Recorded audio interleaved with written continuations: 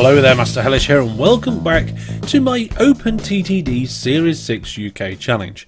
Now, for those of you who are living under some sort of rock or something, OpenTTD is now out and available on Steam. Version 1.11 is out, and that is what we're playing here. We're playing the Steam edition. Now, if you were wondering, does it matter if you play the website, the edition from the website, or the one from Steam? No, it's the same game. There's probably background differences, but essentially it's the same game. You know, you have access to the same save games, you have access to all the same settings. It just works. It's transferable between the two, and it's transferable back again. So if you want to give it a go, give it a go. But here we are in my UK challenge map, and we're looking at Exeter right now, and Exeter's growing okay. It probably should have done a little bit better. But what we can do, we can go to local authority and we can fund new buildings. Now we've got nearly 4 million in the bank. So we can actually do that while the game's paused, because in this series we've enabled the setting that allows us to do things whilst the game is paused. Which is, it's new, it's different. It allows us to actually spend the money that we accumulate very quickly. So that's the Exeter challenge. That will help. We've got the road network all laid out, and we've got our buses going round and all our trains. So hopefully that will get growing. We'll come back to the the island, the new island challenge, because that's a little bit end game. You need a lot of cash to be able to start building that out. The only problem is there's a few oil fields around here, so I don't know what we're going to be able to do. Maybe we'll have to just wait for some of them to close, or I'm not sure about that. The highway challenge, we put a road all the way through the Highlands. We'll come back up to this part of the country in future episodes, but for now we're working on the Whole Beach Factory challenge. That's not it. Where's it gone? It's here. There it is. Now at the moment we're only producing 1,595 crates of goods a month. But I feel like we can up that a little bit, pump some more things into the whole thing and get it all lifted out. I mean, look at this. Our goods trains are just sat here waiting to load for the most part. So we've got the capacity. One of the things we can do to get more stuff into this factory is bring more things in from the farms. Yeah, I'm not sure about that. The other thing we can do is bring in more steel. Well, actually steel pays quite well, and we're bringing it across the country here. So I'd expect most of our steel trains to actually be making a good wedge of cash. Yeah, about 120 grand, 115 grand a year. That's not too bad in these settings that we're using. So what can we do? Well, I figured we can hook more iron ore places up to this steelworks and get even more of it transported. One of the things we can probably do actually is build a statue of the company owner in this town. So if we do that there, then the ratings at this station should go up from 72 to 82, and we'll get more resources from the steel mill. Fantastic. That's job number one sorted. What's next? Well, we're going to get some iron ore mines in, and I feel like we should kind of like hook these two up first. They're not producing massive amounts, but they're close to each other. We can get one station in, and we can link it up with our iron ore tracks here. So I'm going to do that, and I'm going to see if I can find any more and link them up, and we're going to do it in a time lapse. I've not done a time lapse for a little while. It felt like it was about the right time to do one. So let's get cracking.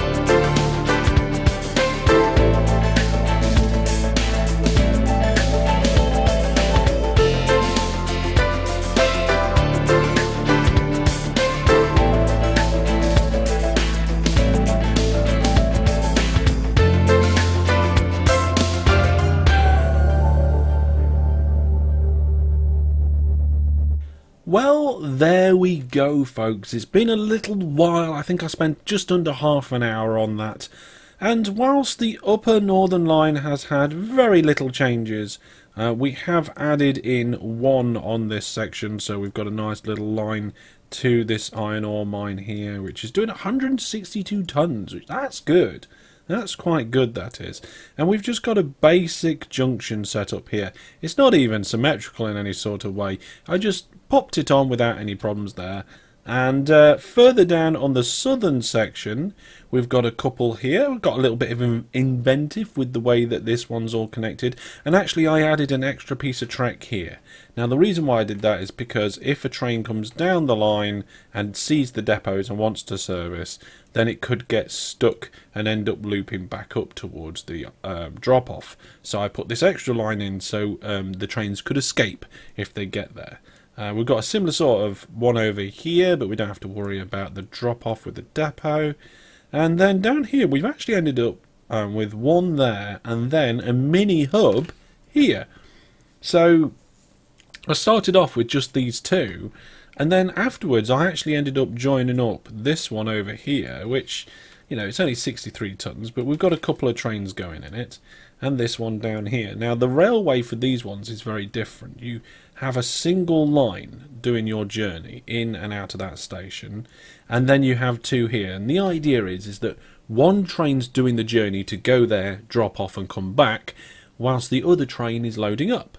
And this very simple line with one signal just here does the job. Now, that signal, if you're going to do it like this, that signal is a path signal, and it's not a one-way path signal. It's the other kind. It's the standard path signal, not the one-way path signal. And then I think that's about it. So we've got all those thrown on there, and hopefully that increases the production, which will be fantastic. Now, one of the things we've got to be careful of is the amount of throughput we've got available on this steel line. A line has a certain amount of throughput available to it. There's a maximum amount of trains that you can get on it, and it's just a capacity, a normal limited capacity situation. You can't have trains on top of trains, or you know, anything like that. So you're going to have trains with gaps between them. Now, one way you can improve it is by having signals more regularly, and we've actually got relatively regular signals on here, considering that we're playing with maintenance turned on. So if we go to the financial details for Hellish Inc. and have a look at the infrastructure, you can see we've got all of these costs here, and we're already paying 4.2 million a year for just under 4,000 signals. It's quite a lot. But if you're playing with that turned on, one of the things that I'd probably recommend is this here, set to 7. That way you can get a full train length in between each signal, and you're not kind of wasting signals if the trains stack up. It might be nice to throw a few extra signals in certain places. I mean, this line here, I mean, what have I got the spacing here? See, there's 6 between the signals, so that is actually correct, because we're using length 6 trains for most things this series. So I think next episode what we might have to do is actually upgrade this steel line so that we can increase the amount of capacity coming in the steel, because I think we've nearly doubled the amount of iron ore mines. I mean, there's 4 down here, and then there were 5, 6, 7 over there, and we've just added 1, 2, 3, 4, 5, 6, 7, 8. So we've actually just more than doubled the amount of stuff that's coming in here. So the production on this is going to go up. And also, we built a statue of the company owner in this town recently. So that means that we are going to get better ratings at our station, and we will get more steel being collected there. Now, speaking of efficiencies and signals and so forth, it's all well and good having efficient railway lines and efficient signals and so forth, but you also need efficient trains, and I want to check in on the trains and see which ones we've got available to us and which ones whether we can replace them. So in the past we did a whole round of replacing, and we moved from steam to diesel. Now, it is now possible for us to move to electric. As you can see here at the bottom of the screen, this is a standard railway. The new railways that we've been building are electric railways. I've kind of future-proofed ourselves a little bit as we've gone. Now, these MJS trains, I'm not really sure about then. If we're going that short a distance, maybe we should be using road vehicles. There's somewhere over here. Yeah, here, look. So if we're going from there to there, I feel like that's a job for road vehicles. It's not far. That one as well. So what I might do is decommission that line. And with this one, I might do something slightly different. So what I might do is expand the station so that we can have proper length trains in there. But then do a little road line here to drop off to that station. So that sounds like an upgrade that we ought to do sometime soon. I just generally feel that a lot of these things around here could be done better. I mean, it was a nice experiment to use the trains, but it seems quite costly for such a short little service. And also, I have no idea why I built the farms hub not at a farm. It always makes sense for the hub to be at one of the places that you're collecting from. Maybe there used to be a farm there and it's gone now. You can see here I've got this farm and farm there, and there's also a farm up there. So I think there's still some more farms springing to this. Look at all these. I think we could almost have another farm hub somewhere around here and then bring these all together. Yeah, let's have a quick look at the world map about that, because I think farms might be one of the next things we concentrate on. So let's have a look. We're going to bring it in roughly about over the top of the factory. The factory's just down here, and we'll turn off the station town names, switch to industry mode, and we'll disable all of them except farms. So disable all and enable, where's farm? There it is, farm. And if we leave our mouse over there, then it should flash. Clicking on the industry type toggles it. Control clicking disables all types except that one. So that's interesting. So if we have a look at all the flashing farms and where they're grouped, there are still quite a few around that area that we were looking at. There's not really any big groupings apart from maybe right down on the south coast. So I think we'll expand into that sometime soon. And also, one of the other expansions we've got to do is in this coal area. There's a load of new coal mines that have popped up. Well, no, they're not new. Here's a new one. Oh my goodness. Another power station. How many power stations do we need? The town's built two. I built one. It's a nightmare. Let's have a quick look on the coal situation. So we've still got tons and tons of coal that we need to drop off. Are these trains going around here making us good money? Yeah, not yet. Last year, no. Yeah, if they deliver. And the faster the trains get as well, the better they'll deliver. Right, so coming up in the next few episodes, we need to add a load of farms. We need to add a load of coal mines. And we need to upgrade this steel line here. This is going to be completely inadequate. This station here, this drop-off station, is going to have to be improved, as well as the pickup station. The pickup station is kind of okay, but no, we're going to have to improve that. We might even have to change its orientation to give us room to build extra track. And then what we probably want to do is just double check our passenger network and see how that's going. Most of it centres around London. In fact, I think all of it centres around London. The London North is so full. London West has yet to get some growth on it. London North and South are actually nicely nestled into the city, where up here I kind of wish that I'd have got them grouped in a little bit better. But never mind. The city will expand and we'll have thousands of people there shortly. So let's have a quick look at Stevenage. Yeah, some passengers, not a massive amount. Peterborough. There's a load of trains moving in and out of here at the moment. Look at that. We've got three trains in the platforms and a fourth one just coming in there, all going in various different directions. all making money, loading, unloading and all sorts. And we've still got about 2,000 passengers sat there at the station waiting. Newark's quite busy for such a small place. Doncaster, wow, 4,000 people waiting at Doncaster. Is York busy? Okay, we definitely need more trains on this line. Yeah, we definitely need more trains on the London North line, which I still haven't renamed. I might just leave it as London North now that we've got South and West. I feel though that we need an East for some reason. Like, we've got North, South and West. You should have East. So what we're going to do is probably spend the last of our money on some... No, I didn't mean to do that. I thought I was cloning for a minute then. It must be too early in the morning for me. So we'll clone that out. We've got like 4 million in the bank. No, 2.7 million. Let's... Oh my goodness, money's flowing in. That many new trains. There we go. Off they go. So we're going to get a flood of trains into London North. These trains will start off bunched up, but on this network they will slowly spread out. There's points where some of them will go into the depot and some of them will stop longer at other places, and yeah, they just naturally spread out. It takes time.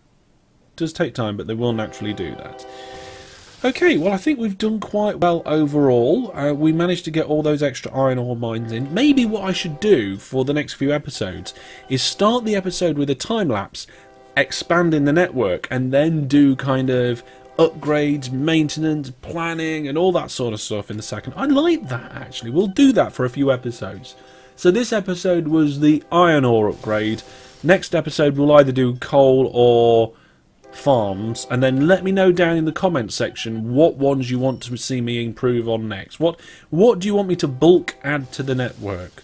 Should we go and add another passenger line in somewhere, but like have it almost independent? I don't know.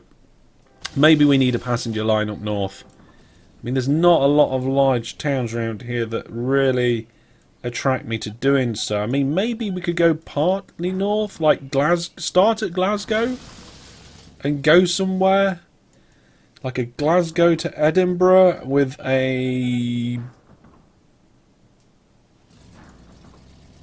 Yeah, I'm just looking for any other large towns. Maybe Kilmarnock. Is that Kilmarnock? Yeah, Kilmarnock. That would probably be a good place as well. Look at that, coal mines everywhere. And maybe we need to do an upgrade to the coal network, because at the moment the coal network comes from the Hub North pickup, and we're only servicing a few coal mines to the south. So yeah, definitely looking good. Money's coming in quite nicely. The operating profit is a bit bouncy. It's a bit bouncy, folks, but don't worry about that. And let's go back to that replace vehicle screen, because I was going to do that. So let's have a look. So because I got distracted by the MJS. Oh, that's another thing we're going to have to do. We're going to have to remove those trains. So what we'll do is we'll either get rid of the train completely and replace it with a truck, or we'll upgrade it to a bigger train. Now, so we'll ignore those ones for now. These ones, the UU37 diesel. What is best? Okay, so what I tend to do is I go in with reliability first. That's one of the most important things. If you've got a train that goes really fast and it can pull loads of carriages, but its reliability is terrible, then what's the point? You know? So we're going to start with the most reliable train, which is this one here, the Kirkby Paul tank engine. Still very reliable for some weird reason, but no, we don't want that. It doesn't go very fast and doesn't have a lot of power. The Kelling is the same reliability as what we've got now, except it's slower and has a little less horsepower. Okay, so the CS4000, same reliability, slower, but a lot more power. So this is the kind of one that I would be using. Maybe we should just change it so that the trains running on the long coal line just has a load of the CS4000s. But we're going to be upgrading to electric trains a little while anyway. Okay, so we'll ignore that one. Again, the 25 diesel doesn't have the speed that we need, and the reliability is still good. The Floss 47, the reliability actually goes down a little bit here by 1%, but our power and speed improve. And we've got 6 million in the bank, so I'm going to say we'll have it. Now, we'll start replacing those vehicles. So I've actually sacrificed 1% of reliability, but I've done it to gain speed. And really, speed is important. It's not the most important thing, but for 1%, I'm willing to get rid of that. Oh no! Oh my goodness! It's the recession. I knew this was coming. I forgot about it, and now it's here. 1973, and we've got a recession. Oh my goodness. Okay, so I can't remember exactly what happens. Oh, we got a lost train there. I probably should have checked that. Because it looked like it was a depot train. These ones, let's have a look. So yes, look, 18 tons of iron ore that's now producing. Oh my goodness, 24, 27 tons. Where was the one that was actually quite good? I can't remember now. Was it this one? Yeah, it's 162 still. Okay.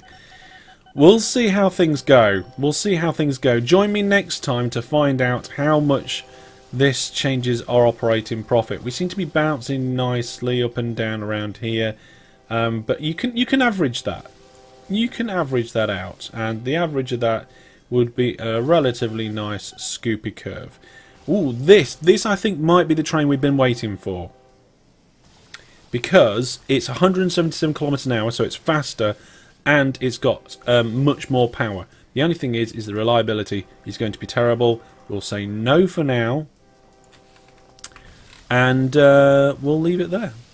Okay, so we've got auto renews failing on trains because we've run out of money. That's going to be interesting. So we're spending millions and millions on new trains. And we've just hit a recession. Although we have done about a third of our trains. Okay, right, fine. Well, there we go, folks. We are going to leave it there. That was our iron ore upgrade episode, and it was also where we checked out new things, kind of planned out the next parts, added a few trains and saw how the network was going, and also we hit a recession. We've got a train saying, oh, I missed the message. It can't find a path to continue, and more auto-renew fails. We're going to have a lot of auto-renew failures. But that doesn't matter. It's fine. Don't worry about it. And I'll see you next time. Oh no, not a recession. Bye.